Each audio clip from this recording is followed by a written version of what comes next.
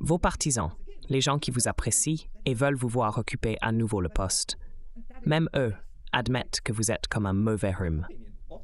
Ils pensent que c'est le meilleur que les États-Unis puissent obtenir. Selon les personnes qui ont écrit cet article et celles qui ont témoigné pour lui, le mieux que les États-Unis puissent espérer est un mauvais rhume. Il y a quelques jours, Joe Biden a prononcé son discours sur l'état de l'Union. Bien que beaucoup aient commenté, je voudrais me concentrer sur certaines des réactions des néoconservateurs et le mélange d'amusement et de tristesse qu'ils expriment à propos de l'élection à venir. Jetons rapidement un œil à l'article du New York Times intitulé « 5 enseignements du discours sur l'état de l'Union ». Je ne couvrirai pas tout, juste le début. Il montre bien à quel point les néoconservateurs sont déçus qu'il n'y ait rien de mieux. L'article dit que le président Biden a livré un discours énergique et passionné qui a autant servi de coup d'envoi de campagne que d'état de l'Union. Je trouve révélateur que le président utilise sa plateforme pour faire campagne. Mais ce n'est pas inhabituel. Le discours a décrit en termes très sombres la vision de Biden pour les États-Unis et a tenté de rendre le contraste entre lui et Trump aussi marqué que possible, que cela soit crédible ou non. Trump as stark as possible, whether that's believable or not. Then the New York Times article also says, Mr. Biden... L'article du New York Times mentionnait que M. Biden a rarement été qualifié d'orateur audacieux. Cependant, il est arrivé au Capitole jeudi avec l'avantage de faibles attentes en raison des attaques incessantes des républicains sur sa condition mentale et physique. Le New York Times suggérait que de faibles attentes étaient la meilleure chose qui puisse arriver à M. Biden, et il a répondu à ces attentes. Cette situation est perçue comme humoristique par certains, avec l'idée que personne n'attend rien de fantastique de Joe Biden étant particulièrement amusante. Le fait que Joe Biden n'ait commis aucune erreur est vu comme un accomplissement significatif, lui valant une large approbation. La discussion se déplace ensuite vers un article dans Foreign Policy, qui est décrit comme un organe typiquement néoconservateur, bien qu'il soit reconnu qu'il publie également des articles de voix contrarienne, tels qu'Anatole Lieven. L'organe est caractérisé comme étant principalement aligné sur les vues néoconservatrices, avec une petite partie de son contenu étant plus rationnelle. L'article en question, écrit par Michael Hirsch, un chroniqueur pour Foreign Policy, est d'y représenter l'opinion ou l'analyse officielle de la politique étrangère de la situation actuelle. Le titre de l'article suggère que Biden a clairement défini les enjeux pour l'élection de 2024. And the title is Biden starkly lays out the stakes for 2024. The president delivered one... Le président a prononcé l'une des adresses sur l'état de l'Union les plus politiquement significatives dont on se souvienne. Michael Hirsch a décrit cet état de l'Union comme l'un des plus importants dans l'histoire des États-Unis, couvrant plus de 250 ans. Cette adresse, donnée par le président Joseph Biden, était remarquable pour son accent sur la politique étrangère. La discussion devient particulièrement intéressante au fur et à mesure qu'elle progresse. Le président des États-Unis, Joe Biden, a prononcé l'une des adresses sur l'état de l'Union les plus politiquement significatives jeudi soir. Il a souligné les enjeux critiques de l'élection à venir pour les États-Unis et pour le monde entier. Il est important de noter que les implications dépassent les États-Unis, affectant la communauté mondiale. Cela est dû au fait que les États-Unis jouent un rôle pivot sur la scène mondiale, souvent considérée comme une nation leader.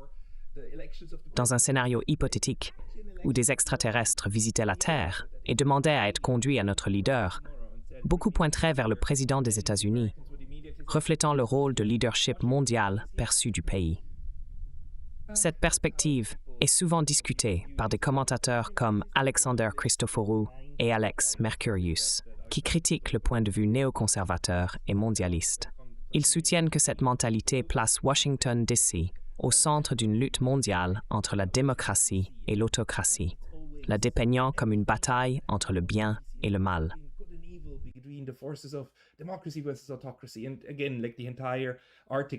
L'article entier est rédigé comme si le monde entier attendait le prochain président des États-Unis, ce qui n'est pas entièrement faux, du moins en termes politiques. Les États-Unis ont effectivement une influence significative. Cependant, l'article continue en disant que Biden a dépeint son probable adversaire de 2024, l'ancien président Donald Trump, comme semblable à Adolf Hitler et aux nazis. Dans son discours sur l'état de l'Union, Joe Biden a comparé l'ancien président à Adolf Hitler, suggérant que les États-Unis ont été gouvernés pendant 4 ans par quelqu'un de comparable à Hitler. Malgré cette comparaison, il est important de noter que l'ancien président n'a pas commis les atrocités que Hitler a faites, telles que tuer 6 millions de Juifs ou déclencher une guerre mondiale. L'article sous-entend que le traité de nouvelle incarnation de Hitler est acceptable, parce que c'est ce que les démocrates et les mondialistes veulent faire croire à tout le monde. Il suggère que si Donald Trump est réélu, les 4 prochaines années aux États-Unis ressembleront au nazisme. Cette représentation est rapportée comme l'un des aspects les plus significatifs du discours sur l'état de l'Union par les mondialistes. Il est intéressant de considérer l'indignation potentielle si Donald Trump avait comparé Joe Biden à Adolf Hitler. Une telle comparaison entraînerait probablement une réaction importante et possiblement des poursuites supplémentaires pour minimisation de l'Holocauste.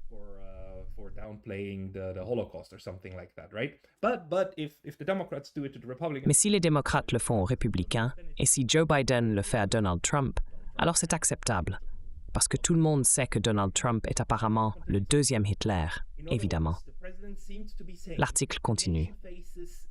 En d'autres termes, le président semble dire que la nation fait face aujourd'hui à une menace plus périlleuse avec Trump qu'elle ne l'a fait avec FDR et Abraham Lincoln. Biden a accusé Trump de s'être incliné devant le président russe Vladimir Poutine lors de son invasion de l'Ukraine. Malgré le fait que l'invasion de l'Ukraine a eu lieu alors que Joe Biden était au pouvoir, lorsqu'il était le commandant en chef, et a refusé de négocier avec les Russes en décembre 2021. Donc, pour une raison quelconque, Joe Biden semble vouloir blâmer Donald Trump pour la guerre en Ukraine, suggérant que Trump s'est incliné et qu'il est une marionnette de Poutine. Vous pouvez déjà voir comment cette narrative de Poutine et Trump en collusion réémerge. Elle devient plus explicite. L'article continue. Biden a souligné à plusieurs reprises la menace combinée, domestique et étrangère posée par Trump. Puis l'article passe à l'un des principaux arguments que tout le monde attendait avec impatience dans le discours sur l'état de l'Union. Une chose est claire. Biden et son équipe étaient déterminés à dissiper d'un coup tous les doutes croissants concernant son âge. C'est vrai, n'est-ce pas? Parce que le discours sur l'état de l'Union était très attendu pour voir si Joe Biden pouvait réellement rester là pendant 70-80 minutes et parler sans aucun écart.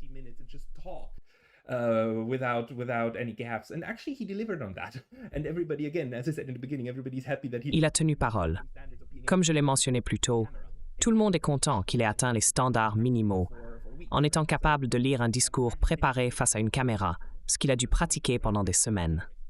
Apparemment, il a fait cela avec beaucoup de grâce. Mais l'article soulève une grande question. Est-ce que se contenter des standards minimaux sauvera sa présidence? Comme d'autres articles que j'ai vus, il se concentre sur le problème principal qui dominera la course présidentielle démocrate. Joe Biden n'est pas aussi mauvais que Donald Trump. C'est l'essence centrale de l'article, et c'est hilarant parce que c'est purement comique. Le chroniqueur suggère que si le choix est entre un mauvais rhume et un cancer, la décision devient plus claire. Préfériez-vous avoir un mauvais rhume ou un cancer? Selon l'auteur, Joe Biden peut être comme un mauvais rhume, mais Donald Trump est comme avoir un cancer. L'article est extrêmement irrespectueux envers l'ancien président des États-Unis et le président actuel, décrivant ce dernier comme un mauvais rhume. Maybe the future one is being described as a bad cold.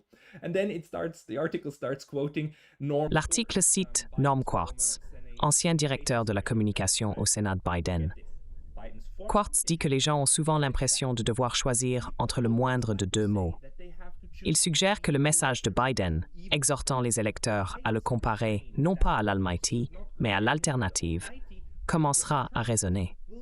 Essentiellement, Quartz admet que bien que Joe Biden puisse être considéré comme un mal, il est un moindre mal que l'autre candidat. Cela implique que le moindre mal devrait gagner parce que les électeurs sont raisonnables. C'est assez décourageant quand même. Un ancien directeur de la communication suggère que le meilleur argument de vente pour Biden est d'être le moindre de deux mots. Même les partisans de Biden, ceux qui veulent qu'il soit de nouveau en fonction, semblent convenir qu'il est comme un mauvais rhume. Selon l'article et ceux qui ont été interviewés pour celui-ci, le mieux que les États-Unis puissent espérer est comparé à un mauvais rhume. C'est une triste réflexion sur l'état de la politique, surtout lorsque le monde entier regarde le leader du monde libre être comparé à un mauvais rhume. Je trouve difficile de ne pas rire de l'absurdité de cette situation. L'article et sa représentation de la situation est involontairement humoristique. L'auteur de l'article ne réalise peut-être pas à quel point cette présentation est amusante. L'article se poursuit, Ant. It is what he just wrote. The article continues. His speech recalled past moments when US presidents sought to... Son discours rappelait des moments passés où les présidents américains cherchaient à clarifier les enjeux à un niveau existentiel. L'article tente de dramatiser à quel point Donald Trump sera absolument horrible, le comparant aux nazis et à Hitler, et prédisant l'annihilation ou un simple rhume. C'est tout ce qu'il reste aux mondialistes, selon l'article. Pourtant, il met également en lumière l'équilibre délicat que Biden a été contraint d'atteindre dans sa présidence. Restaurer le rôle traditionnel de gendarme mondial de l'Amérique, tout en répondant aux sentiments néo-isolationnistes que Trump a éveillés. Le président a dû prendre en compte les millions d'électeurs qui croient que les États-Unis sont trop engagés dans le monde. Le chroniqueur n'aime pas les gens qui s'opposent à ce que les États-Unis s'engagent dans des guerres à travers le globe. Maintenant, 1000 bases militaires dans le monde, s'impliquant militairement partout, bombardant des maisons en Asie de l'Ouest, soutenant une guerre par procuration en Ukraine, interférant dans la politique intérieure de l'Amérique du Sud et potentiellement en commençant une guerre avec la Chine. Ces critiques sont étiquetées comme isolationnistes, critiquées pour ne pas vouloir que les États-Unis aillent constamment en guerre.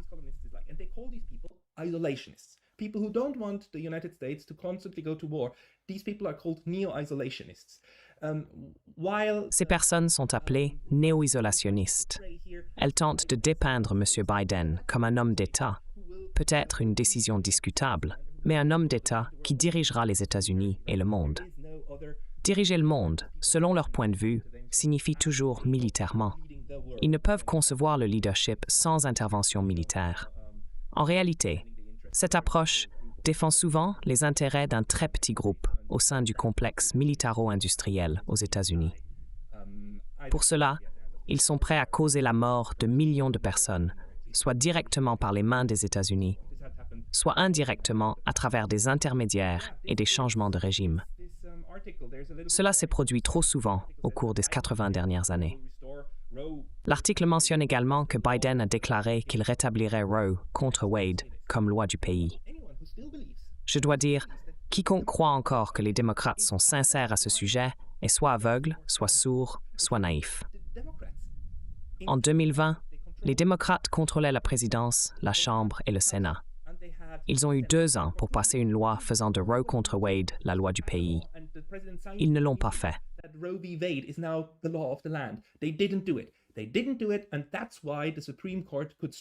Et c'est pourquoi la Cour suprême pourrait annuler le cas précédent. C'est une question politique que les démocrates ne veulent pas résolue. Ils ne le veulent pas parce que c'est très attrayant. C'est quelque chose que les libéraux tiennent à cœur, et ils peuvent prétendre le défendre, mais ils ne le font jamais réellement. C'est absurde et un mensonge total. Il suffit de regarder Jimmy Dore sur cette question. Il a rendu cela absolument clair.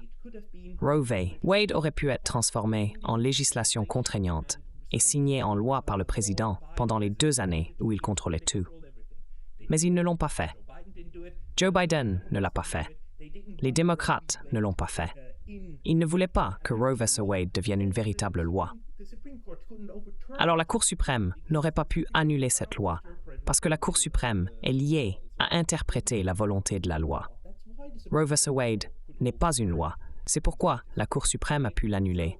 Surtout une Cour suprême conservatrice. C'est juste insensé, les points de discussion. Et cela pourrait être l'une des dernières choses qu'ils ont encore pour vraiment plaire aux libéraux, bien intentionnés, qui valorisent le droit de choisir. Et c'est bien. C'est une opinion politique légitime.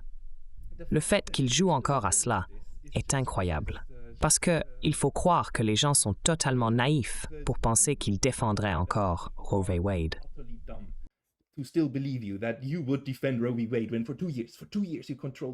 Pendant 2 ans, vous avez contrôlé toutes les branches nécessaires pour en faire une législation. Mais bien sûr, il soulève ce point parce qu'il ne reste rien d'autre.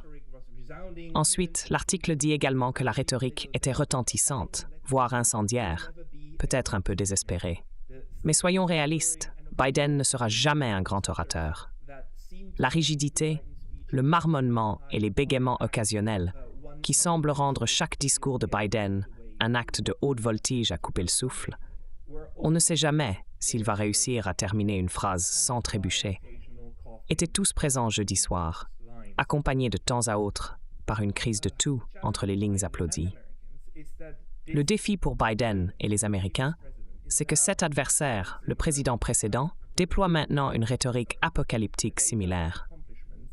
Les données des accomplissements sont clairement du côté de Biden. Donc c'est tout ce qu'ils ont à offrir pour le moment. Tout ce qu'ils ont à offrir, c'est de dire que Biden n'est pas aussi mauvais, fragile, horrible ou maléfique que Donald Trump. Par conséquent, nous devons voter pour lui. Cela va définir l'agenda pour les 8 prochaines années. Et c'est vraiment drôle, si ce n'était pas si triste pour les États-Unis et pour mes amis aux États-Unis, que vraiment, de toute évidence, même les gens qui aiment Joe Biden le comparent à un mauvais rhume. Et c'est le meilleur que les États-Unis peuvent apparemment espérer. And that's the best that the US apparently can hope for.